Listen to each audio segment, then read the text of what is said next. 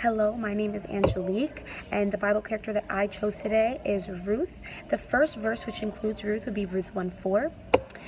The reason I chose this character was I've just always had a fascination for her. Even before I was saved, I remember in my chorus class we sang the song entitled Song of Ruth, and it was just all about, her sayings of love is patient, love is kind, and it was just so beautiful. And I remember my teachers just always sharing their opinions and their own faith, and it really spoke to me, even though I wasn't a believer at the time. In fact, I was an atheist, and as I grew in my faith and I got saved and I started just chasing after God, this story just always stuck with me as a perfect example of the love of Jesus and just the standard that we as believers should set for ourselves.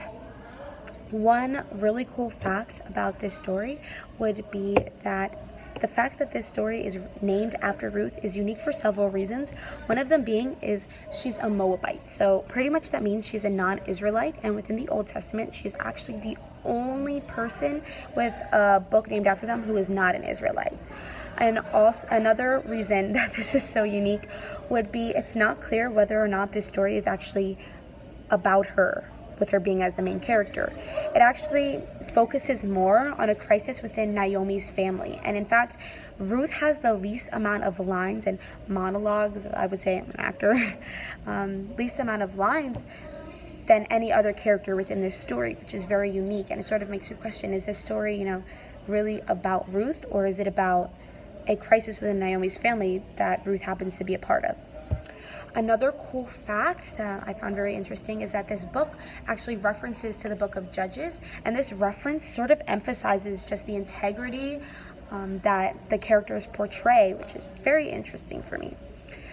My third and final fact would be that due to the composition's obvious portrayal of a woman's encounter and a woman's portrayal of events from a female point of view, it's actually questioned as to whether or not this story is written by a woman rather than a man, which to me is very cool because, within this time, even in the Bible, it sort of says that women don't really have as much authority within the church and all of that.